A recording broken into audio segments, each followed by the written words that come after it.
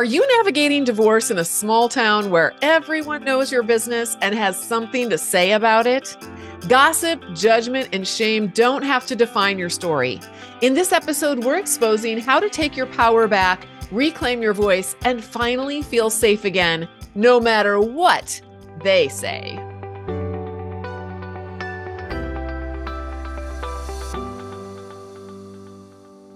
Joining me today is my friend and fellow coach, Diana Swillinger. She's the host of the Renew Your Mind podcast. And we're going to be talking today about dealing with small communities that we might be part of. It could be maybe you're from a small town. It could be your church community, or maybe a ministry community. I know some people I've talked to have been part of camp ministries and, things like that, where they actually live in a community with other people. Living in a small town or a tight-knit community can make divorce feel a little bit different than when you're kind of lost in New York City or Los Angeles or something, living in a larger, more anonymous place. In small towns, privacy is scarce. People notice if you're at church or not. People notice if you're at the ball game or not, and they notice that you might be suddenly missing your wedding ring, right? Gossip spreads quickly, often very distorted. In tight-knit communities, relationships can be layered. Your child might have a teacher who also goes to your church, who might also live next door to you and also play on your husband's softball team. It's harder to find neutral ground or fresh connections in a small town. People might feel like they have to pick sides. Small towns and conservative faith circles often carry stronger cultural scripts around marriage and divorce. So you might feel judged as the woman who separated from her husband, or the woman who abandoned her marriage and her family, or you might be pressured to reconcile. Even if abuse was present, divorce can often feel like social exile. And then another issue is limited resources for counseling or legal aid or abuse recovery. It might be less available to you in smaller communities. Or you might even worry that seeking help locally is going to compromise your privacy. Because what if your counselor knows your husband's cousin, that kind of thing. And then finally, kids in smaller communities often have less ability to escape the dynamics. So they might be affected as well. Their classmates might repeat what their parents have heard at church or around town. And then your kids have to deal with that. So Diana, why do you think gossip hits so hard for women in these situations? And how can we begin to take back our power from it? Yes. Let me also say that sometimes we might live in a big city, but there's small communities or cultures within the big city. So it might still be your neighborhood or your work situation or the school or the church so it can happen in the big city too. But I think gossip, well, it hits hard, one, because we do all have a feeling like we would like to be liked. That's just in us. We like it when other people like us. That feels good. And also gossip can feel like a betrayal. So especially if it's come from a group of people or a person that we used to trust. We thought they were our friends. They were our people. They were our church group. They were whatever, the other parents at school, and we all got along and we thought they were people we trusted. And now they're saying something that sounds derogatory or is not true, or it's just gossip, which they shouldn't be sharing your story anyway. It's your story. And then it feels like betrayal. So, excuse me. Our brains are, like I said, we want to be liked because our brains are wired to have connection and we want to feel like we belong. And so when that kind of betrayal happens, our brain's going, we're being rejected. We're being rejected, and or we're being ousted from the tribe. If you want to go really primal, like if you were just a small group of people out in the wilderness trying to survive, and now you're on the outs, your survival is at risk. And so the amygdala part of our brain that's reacting with fight, flight, freeze type responses doesn't realize it's maybe not as big as a threat as being thrown out of the tribe into the wilderness, but it still registers and it feels very unsafe. It can also feel like, if someone else is gossiping, it's like, wait a second, that's my life you're talking about. That's my story. And you're telling a story about it. And it can feel like our voice is being taken away from us. So our autonomy. And if there's lies, which gossip is rarely ever 100% true, it might be some truth mixed with lies. That's part of the betrayal. And it feels like the story of our lives is just like, it's not even our story anymore. It's taken on this life of its own. And then also how it like, then there's that layer of is if other people are believing that stuff about me, Yeah. now what's my worth? Hmm. Who am I to them? Am I value? If I don't belong here, am I a valuable person? Maybe I am not good enough. Maybe I did screw this up. Maybe there was some other way to go about this. How did I end up here? This isn't supposed to be my life. There's something fundamentally wrong with me. And then we feel shame. Hmm. Oh, just from gossip. Yeah. Yeah. And yeah, I don't know what to say about that. It's just painful all around. I mean, we can get to a place. Let's talk about this idea of taking our power back. I don't think this totally erases like gossip. If I do this, gossip will never affect me. I don't think that's the case, but I think the sting can be less and we can stay more grounded and we can get our footing back quicker, take our power back if we understand that they're doing them and what they're doing and saying doesn't make anything true about me or for me. Like I don't have to. What kind of people are they that they're going out gossiping anyway? And do I need to cast my pearls before swine and be like, look at these pearls of truth. You must understand them when they're just going to trample all over them anyway. They don't care. So we've got to let that go. And I mean, maybe we can ask people to stop talking about us, and sometimes they will, but other times it's not going to happen. And we just have to let it go and not engage. Yep. Yep. Um, yeah, understand their behavior is all about them and their character. I mean, sometimes I like to get to a place. Well, if I'm in a good place, I have a place of compassion where I'm like, their life's hard. They're just trying to figure it out. They feel better about themselves when they diss me, whatever. But there's a part of me that wants to just go to pity. Like, oh my gosh, they're so they're so scummy. I pity their life. Okay, that is another human part I of don't me. think It's like, that's pity, Diana. We're uh, actually pitying them. pitying them like they're less than. How Yeah. terrible. Oh, their life is so lowly. It must be terrible to be them. I have such pity for you. Bless Well, their we're heart. we're almost turning the tables and doing to them what they're doing to us when we're I know. doing So that I energy. do have that tendency sometimes. I don't stay in that. I'll move to a place more of compassion. But I mean, sometimes that can be helpful to Well, help I us think it's disengage. normal.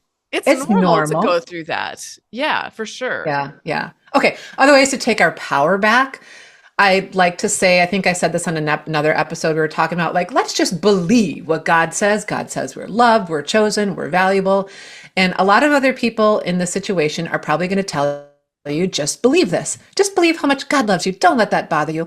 But I want to bring some reality to it and acknowledge that some of us might not totally believe that yet. When we're going through a lot of pain, if we've been through some religious rigmarole, trying to parse through cultural beliefs about who am I, what is marriage, can I be divorced, what can people say about me?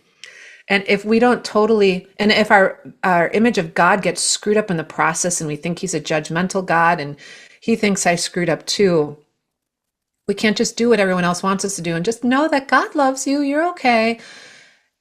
So I want to say to get our power back, we need to work on embracing what we cognitively understand is the truth about a gracious, loving God who does want good things for us. I want to, as we always do, I want to share in the Flying Free, Flying Higher kaleidoscope.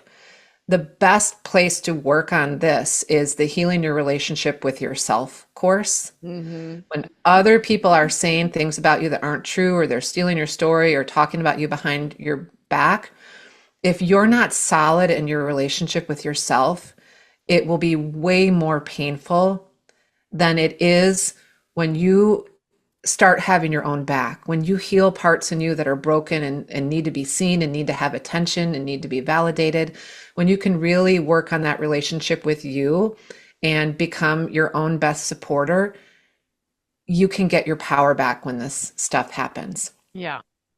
Yeah. And so I'd say have a lot of compassion for you through the process too, and get more people on in your corner who can kind of counteract some of that stuff. Again, we can't control what the other people are doing, but if you surround yourself with people who are supporting you, are building you up, and are speaking truth into your life, the sting of that stuff is not as bad. Yeah. Yeah. Did you have anything to add to that? Otherwise, I'll ask you a question. No, I don't. You pretty much covered it. Okay. Oh, good. I did good on that one. Ding, ding. All right, Natalie, how can we respond when someone makes a veiled comment or it could be a noisy comment? Either way. So it's kind of like gossip, but now they're just coming out and talking straight to us, I guess. Yeah. How can we respond when someone makes a veiled or a noisy comment about our life or divorce? I mean, there are people that do that. I sometimes I wonder, like, at the audacity. I'm just like, well, you are ballsy. Yeah. I am not that ballsy. I'll think things, but I don't actually say them out loud. But some people say them out loud. Here's the thing: you don't owe anyone the inside scoop on your life just because they're curious or just because they make a comment. So sometimes the best response is just short and neutral, like, it's been a hard season, but I'm moving forward. Or thanks for asking, but I'd rather not talk about that today. And you could use humor to deflect it or diffuse it. You could say, well, you know what they say, marriage takes two and divorce takes a whole village of opinions. Ha ha ha ha ha. That might get a laugh. It might shut the conversation down. And then there's moments where you just have to be direct, especially if someone is getting pushy. Like maybe we do need to be a little bit ballsy sometimes and just say, that's a very personal question.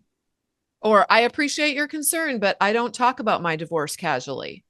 The point is that you get to decide how much of your story to share and when. So having one or two go-to responses ready ahead of time is going to help keep you from feeling off guard. You just have to practice saying them because sometimes it might be, a stretch for some of you to actually say something out loud or respond back in this kind of way. But you need to remember that your healing is not public property. So, what do you think the role of shame plays, Diana, in keeping women small? And how can we start to dismantle shame in our lives? Oh, I spent a lot of time thinking about this when, with my Renew Your Mind podcast, I created a Facebook community where my informal poll, I asked people on the way into the Facebook community, what one thought is keeping you stuck in your life? And over 30% had a thought of, I'm not worthy, I'm not good enough, something's wrong with me, I'm not enough. Mm-hmm. All of those kind of comments have to deal with shame. So those are just the people who joined my community who recognized that kind of thought was a problem for them. I guarantee that kind of thought is a problem for everybody else coming in too. They just didn't recognize it. Mm-hmm. But it just, after asking that, I just like, wow, we're all dealing with this. And so I have several podcast episodes on the Renew Your Mind podcast dedicated to shame, especially if you go to episode like around 74 through 82. I have several episodes in that cluster about shame. Shame is, like I said, it's that if you're trying to recognize it, you've got a little voice in your head saying something like, you're not enough, you're not worthy, or something's wrong with you. Like I used to have this thought that would recur in my head and it just sounded like, something's wrong with me. That's shame. And when we're having this kind of undercurrent of thought in our head, it keeps us small because notice how you feel when you think something's wrong with me or I'm not good enough. Do you want to go out and do stuff in the world or do you want to hide? For me, when I was in the throes of shame, I had this small walk-in closet, kind of just like a little square of a walk-in closet where you could just stand in the middle. When I was feeling shame, I would go in there and keep the light off and shut the door and sit on the floor. I knew for sure when I was in there, I was feeling shame. That wasn't the only time I felt shame. That's just when it got so overwhelming. I had to physically respond to it. Yeah. And so I would start noticing where else in my life did I feel like I don't want to say anything right now. Maybe I won't do that. I probably shouldn't go to the party. Any of these things that made me want to like pull back and hide. Shame. We have no choice in the throes of shame to do anything but then to pull back and feel small. We don't speak up and use our voice when we're feeling small. We don't pursue our dreams when we're feeling small. We don't confront things in our life that need to change when we're feeling small. And so if we want to move forward, if we want to not be hiding, if we want to dismantle that shame, I say, instead of hiding in the closet with the light off in the dark, let's bring that shame out into the light. To Yeah. bring it in the light, we talk about it. We write it down. We pray about it. We admit it to God. We share it with the coach. We share it with a friend. Because remember, like I said, all these people coming into my Facebook community, they're like, half of them know they're feeling it, and the other half don't know, but they're feeling it too. This is all of us. This is me. This is Natalie. We still have these thoughts pop in our head. We still have shame pop up. Okay, but we, as coaches, we bring it out into the light. We talk to people. Natalie and I talk to each other when it comes up, and we walk through it with each other. You can compare what you're thinking and feeling to truth. Like, we're not always ready to believe I am worthy, but we can baby step our ways there. If we have a thought like maybe, not maybe, that's what I'm getting to. If our thought is I'm not worthy, stick a maybe in front of it. Maybe I'm not worthy. Yeah. Because what happens next? No, I'm just going to ask you real quick, Natalie. What happens next if I would continue the sentence? Maybe I'm not worthy,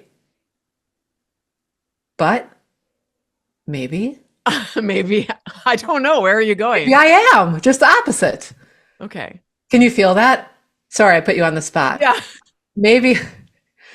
She's like, wait, I should know this coaching skill. I'm not exactly sure where she's going.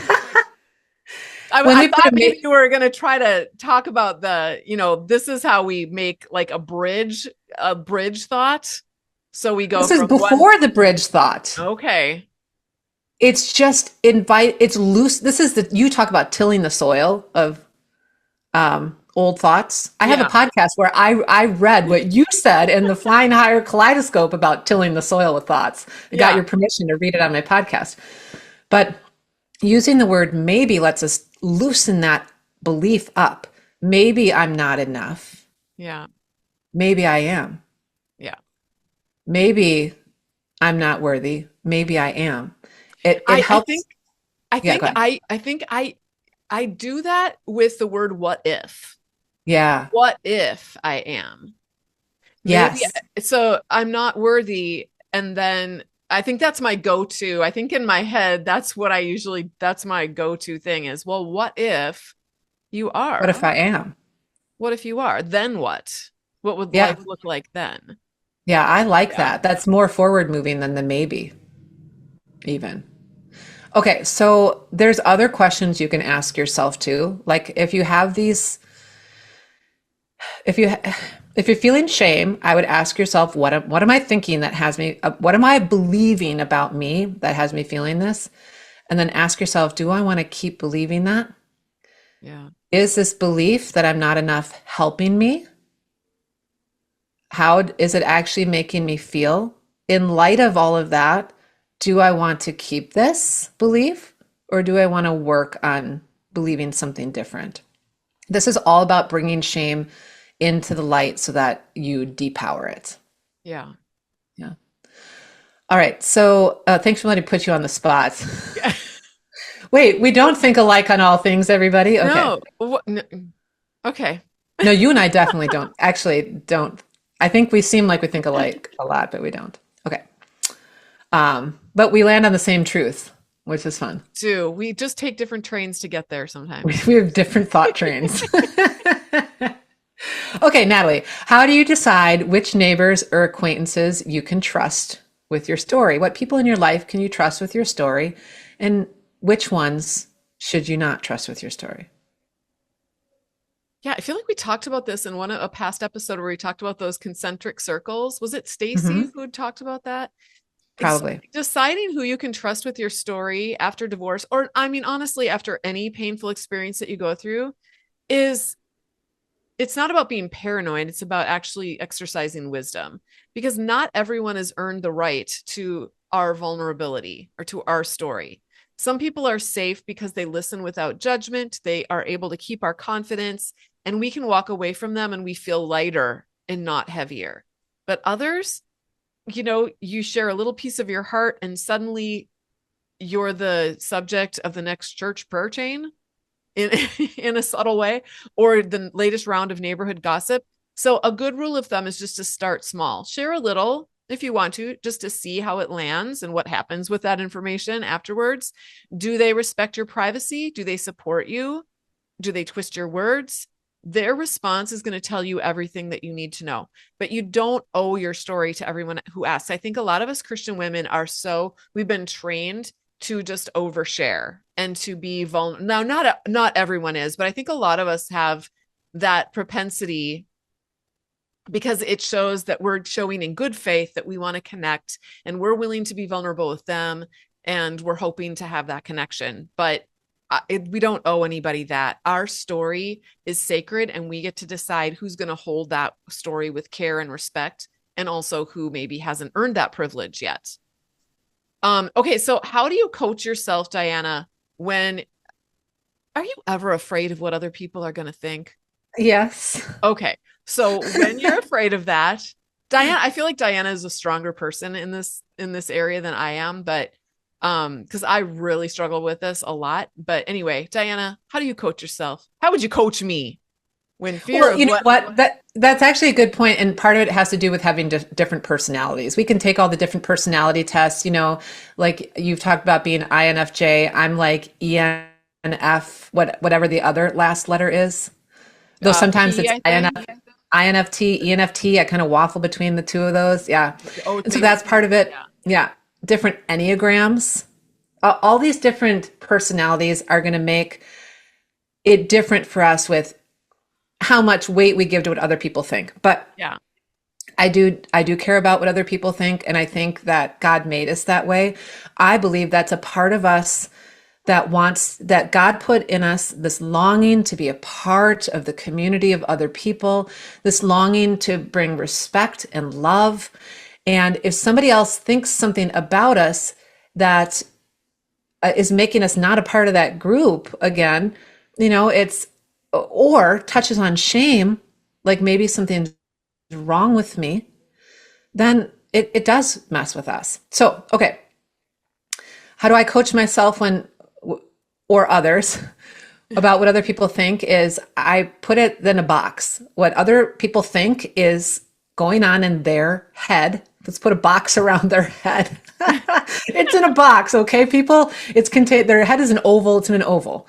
It's a story in their head. You're talking about what other people think. We're not even talking about what other people say. I mean, sometimes they say it. You know how many people I've coached where they're worried about what other people think? And then I ask, well, have they ever, they think this about me. Have they ever said that? Well, no. Has anyone ever told you that they think that or said that? No. Well, how do you know? Yeah. So that's interesting. What we think other people think is often a story in our head. Mm-hmm. Anyway, even if it's true, even if they are thinking something about us that we don't want them to think, just let them have their story. Their story in their head about you is creating frustration for them, or feelings of judgment or resentment or envy or other icky emotions. Let them have the ick. Mm-hmm. I don't want other people's ick. You want to think something about me that's not right? Go ahead and think that, and you feel icky about me. I'm not. I'm going to feel amazing about me because I am amazing. Healing your relationship with yourself, flying free, flying higher kaleidoscope, do the course, and feel amazing about yourself. Yeah. Okay. I don't want to feel icky based on their thoughts. I'm going to let them keep their thoughts. Let them.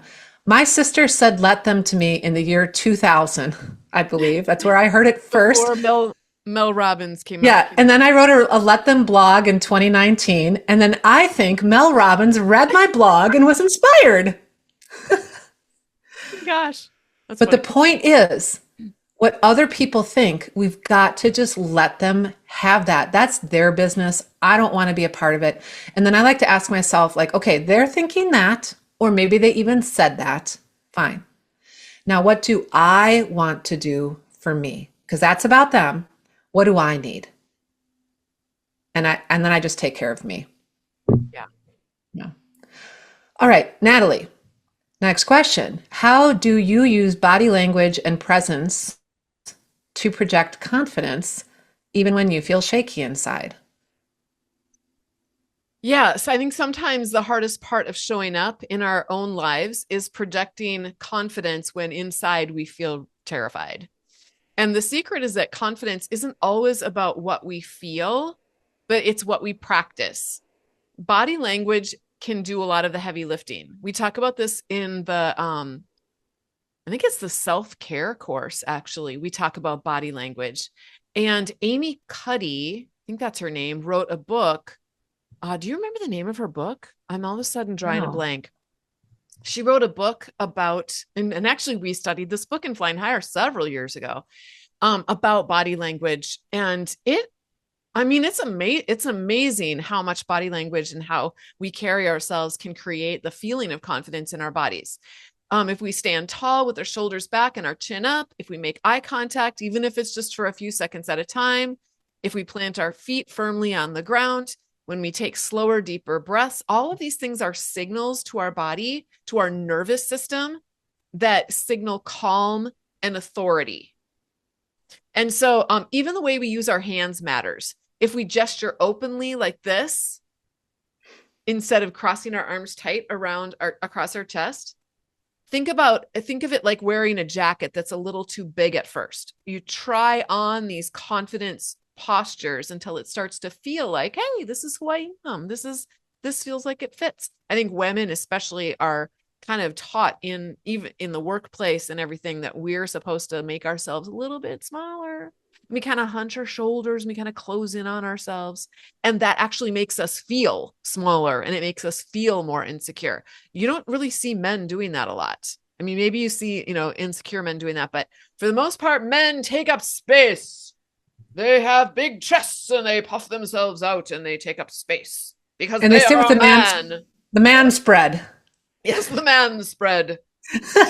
So, and I think, and obviously we don't have to go to that extreme. But I do think there is something to that. I think people actually respond to that energy.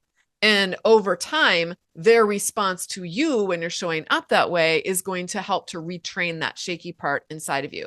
So here are some things that you can do. Stand tall with your shoulders back, straighten your spine, think, open your chest, open posture. Keep both feet planted firmly instead of shifting or fidgeting. Make eye contact, even if it's just for a few seconds at a time. You don't have to go like this. That's a little unnerving. Use your hands, gesture naturally instead of putting them behind your back or, hiding or crossing them across your chest. Breathe slowly, take deep, steady breaths that can calm yourself and project steadiness as well. When we start talking like this, it does not project confidence, right? When we're taking, deep breaths. I mean, I'm exaggerating to get the point across, and then smile gently. You don't have to do a pasted on grin. You can just warmly have a warm approachable expression. I remember the first time I ever heard resting bitch faced. I'd never heard that before. And then I was like, I looked it up. What is resting bitch face?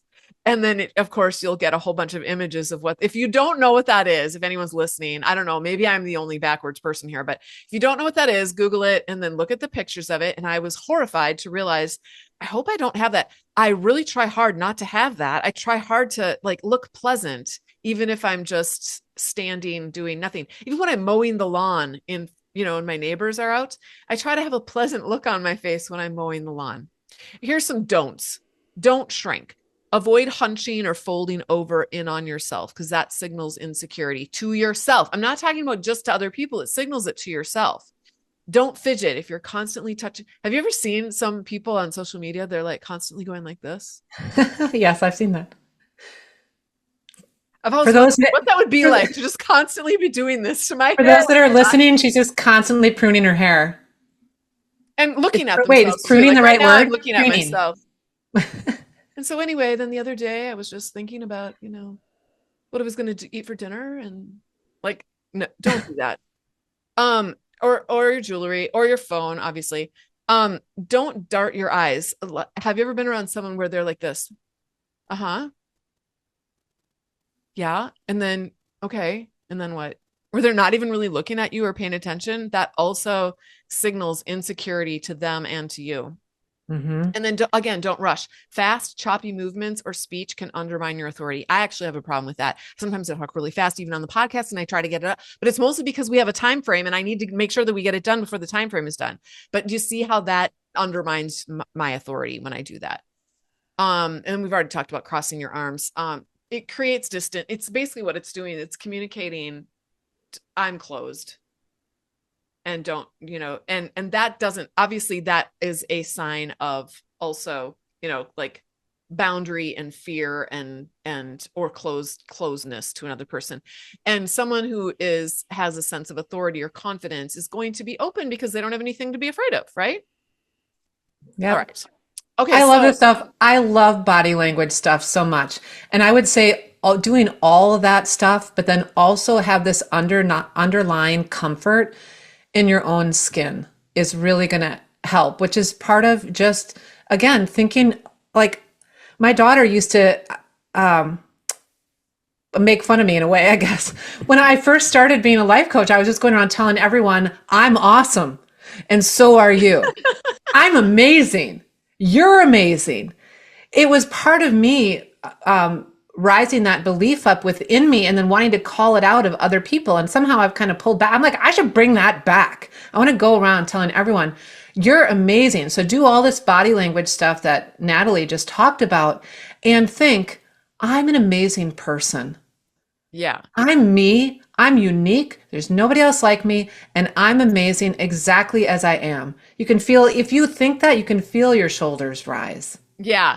So Amy Cuddy has this, you can actually look up Amy Cuddy. She's got a TED Talk that's great. If you stand in front of a mirror before you're going to go and do a talk or before you're going to get in front of someone that you're nervous around and you do the power pose, like the superwoman pose, you put your hands on your hips and lift up your chin and, spread your chest out. It will actually say, again, it signals to your nervous system that I can do this. You can speak to yourself in the mirror while you're looking. And I've tested this out. When I first learned it, I tested it out. It works. I do it too. Yeah. So I first learned it on Grey's Anatomy though, before that Cuddy book. Yeah. They would do it before, Christina and Meredith would do it before they'd go into a big surgery. Yes. Now I watched Grey's Anatomy after I read the Amy Cuddy book, but you're right. I remember that scene. Yeah. Yeah. Okay. So, we're going to have to I think we can get in the last two questions. We just have to be a little more concise, but what tools help you, Diana, refocus your energy on your own life instead of on other people's opinions? Well, this is where, as Christian women, I think we've been told all our lives, if we focus on ourselves, that's selfish. Yeah. And so the first thing I've done is scrap that belief. I can't believe anymore that focusing on me is selfish. I choose to believe that focusing on me, my needs, mental, spiritual, emotional, physical, my needs are more important than anyone else's, actually. Because they are your personal responsibility, Diana. And they're my responsibility. Yes. And if I don't take that seriously and I don't do that, I show up as a way different person for other people. In fact, I did not like how I showed up for other people when I prioritized my needs last. I was depleted. I was exhausted. I was depressed. I was anxious. I was overwhelmed. I was edgy. I didn't like that version of me. Yeah. To not be that version of me. People are amazed at the amount of peace I have in my life. People tell me I bring this good vibe. They like being around me. They're drawn to me. And I'm still kind of blown away, but yes, I know I just was like, I'm amazing. I am also humble. You are amazing, Diana. I also have a humility about me. It seems like they wouldn't coexist, but they do. And when I realize that that's the energy that I bring now, and that's how I show up, I'm a bit floored, but I want to keep doing that. Yeah. That's inspiring. That serves other people. That lets me love other people. That lets me be more compassionate to other people. So I'm going to take care of me first. So the question is, how do I refocus my energy in my own life and let go of other people's opinions? I take care of me. What do I need spiritually? I need to meditate and I need to pray. Those are my two main ways, in worship music. Those are my three main ways that I take care of me spiritually right now. I tell myself, awesome. I have the app on my phone that gives me a new affirmation or several affirmations every day. I look at them, I say them out loud. I journal. I go for walks. I notice nature. Yesterday when I had the window open in the morning before a rainstorm, and so the winds were blowing in, the paper towel was blowing in the kitchen and little things were fluttering, and my cats just sat there amazed. Aww. Well, I sat and stared at my cats for 10 minutes and I just stayed present in the moment. And I'm like, watch my cats, watch the effects of the wind. That's all you're doing right now, Diana. There's nothing else to do. Was I thinking about what other people thought of me? No. I was grounded in the moment. So I do things like that. Of course, you guys always hear me talking about changing thoughts and shifting thoughts. So I will create a thought like what they think is about them. It's not about me. And then I let it go. Or it's okay for them to think that about me. They can think whatever they want. I don't care. I'm happy to let them have their own free will and think whatever they want. God gave me free will too. Glad I have it. However, I can shift my mind to let go of it. I might also to have my energy be mine. I don't want to give it away and let them suck all that energy out of me if I'm spending time around people that seem to be opinionated about me or, because they might be sending subtle body language things where I can tell they're thinking something derogatory about me or they're not comfortable around me or whatever. And if that's sucking my energy, I can limit my exposure with them. I can hang out with them less. I can have less conversations with them. I can have them not show up. You know how many times somebody who I haven't liked the energy on Facebook, I do the snooze for 30 days. Snooze. And I'm like, oh, they're back up. My snooze is up already? Snooze, snooze. I could just turn it off, but sometimes I play with it to see like how it's working and how it's affecting me. I want to give you something else. I think, well, I'll give you two things. When I say you, everybody listening, I'm giving you two things. One thing that I have found super helpful is to put my brain to work on something else. If I'm really concerned about other people's opinions, it's like my brain is trying to solve the problem of what other people are thinking about me. And if I can tell my brain, hey, we don't need to work on that problem right now. We're going to have a different problem. It's kind of like if you were in the middle of folding the laundry and then your child says, I just spilled the milk all over the floor. Suddenly, you're not putting attention on the laundry, and now you're going to put your attention on the milk. You can shift, and while you're cleaning up the milk, you're not thinking about the laundry. Yeah. You can shift your attention on purpose to something. Give your brain a different problem to solve. I'm not going to think about them right now. Now I'm going to go, fix the door on the woodshed. I'm going to think about that. Whatever else it is that you need to do. Notice, ladies, I picked one where you pick up your tools and you go be a badass woman. All right. Then the last thing I'll give everybody is to celebrate your amazingness. Celebrate all the things that you're doing that are moving the needle forward in your life, that are helping you get a new skill, that created growth, that helped you have a good moment. Notice all the stuff you're doing, pat yourself on the back and celebrate it. You are building yourself up. And it's a refocus of energy. It's not thinking about what anyone else thinks about me. What I'm thinking about me is I'm doing an amazing job over here. I'm figuring stuff out and I'm excelling and I'm loving my life. Yeah. So that's what I have there. Okay. One more question, Natalie, throwing it to you, and then you can take us to the end. Okay. How do you grow into the kind of woman who doesn't need the approval of the whole community to feel grounded? I think it's by slowly learning that your worth was never meant to hang on their opinions in the first place. Yes. If you're in a small community or even just a tight church circle, for example, it's easy to absorb the message that being good means keeping everybody happy. But the truth is that is a hamster wheel that never stops spinning.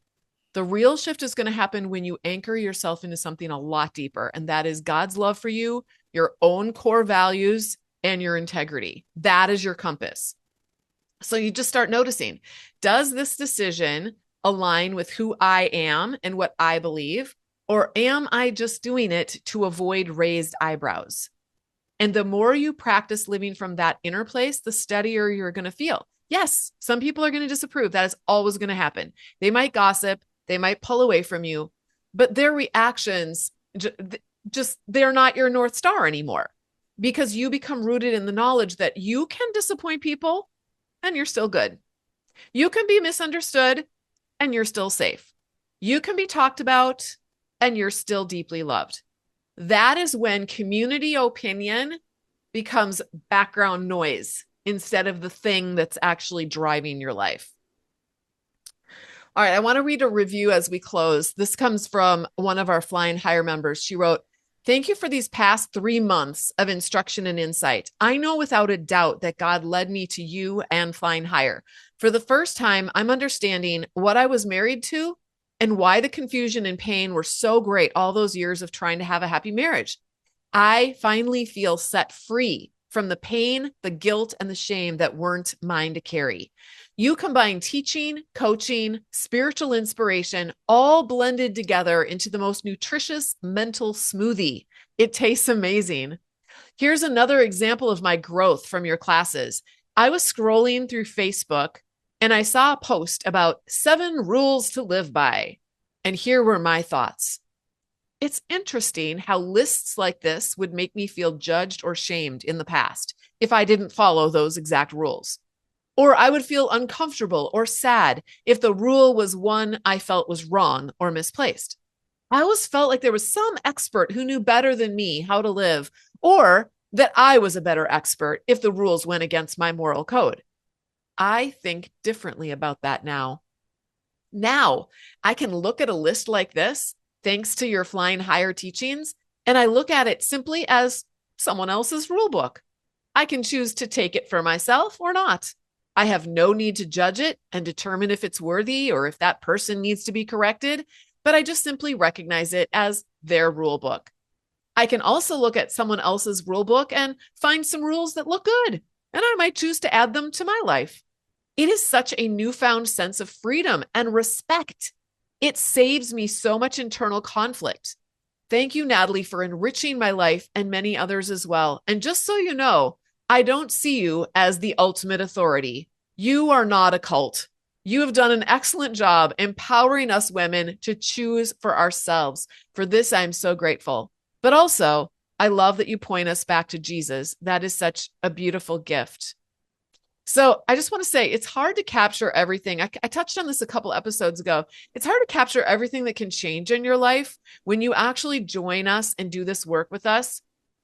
You know, you can listen to the podcast, okay, and you're getting this high level kind of you're getting some ideas. And some people have said, they've actually said, well, I don't really need your program because I get so much out of your podcasts. And no, you don't know what you don't know. And people will come in and they'll be like, oh no, I thought I was getting everything I needed from your podcast. Oh my word. I had no idea what was underneath and inside the program. We regularly hear this kind of feedback that this person wrote in almost every day. You have to come in and find out. It's always better than what you can describe. It's like hearing people describe Paris. They can tell you about I've never been there. Okay. So this is my experience. I can hear about the Eiffel Tower. People who've been there can tell me what fresh croissant smell like, or the way that the lights shimmer in the evening. I can look at photos. I can watch a documentary. I can watch, Emily in Paris. I can even listen to stories, but none of this is going to compare to standing there yourself, breathing the air, hearing the sounds, feeling the rhythm of the city in your body. Until I actually go to Paris, Paris is just an idea for me. Same thing with to be at a live concert. If you've never been to a live concert, there's no way I could describe to you what it feels like to have the bass vibrating through your chest, or the crowd singing in unison to a song they all love, or the goosebumps when the music goes to the swelling part, right? But unless you're there surrounded by that energy and sound, you are never going to really know what that fully feels like. So come on in and join us inside Flying Higher. You can go to joinflyinghigher.com and you can experience it for yourself. And then also, Diana, tell them about your podcast and what you can do to help them if they want concentrated help from you. Well, I'm going to remind everyone that I first started by listening to Natalie's. I was already a life coach, but I was listening to Natalie's other podcast because I needed it. And then I joined the Flying Free Kaleidoscope. And oh my gosh, the amount of help, camaraderie, and growth that was available to me there was exponential. So I can only echo that. And for this tiny investment that it was to make, it was worth way more. In fact, I thought you should have charged more, but you don't. You just keep it affordable for everyone who needs it. Okay. And then if you want to work with me, head on over to rympodcast.com, where you can learn about free classes that I have. You can have a free coaching call with me, which I'll tell you all about my one-on-one and group coaching. And you can also learn about the Renew Your Mind Institute Life Coach Certification Program. I've already certified dozens of life coaches with the kind of work that I've been honing and crafting over the last 8 years. And I'd be happy to share more information with that about that with you too, if you want to be a coach or just want a lot of deep personal development. Awesome. I love it. All right. So the help is there for if you need it. That is it for this episode. And we are going to see you again next week. Can't wait. We've got some more people coming in to join us again next week. It'll be great. Until that time comes, keep flying higher.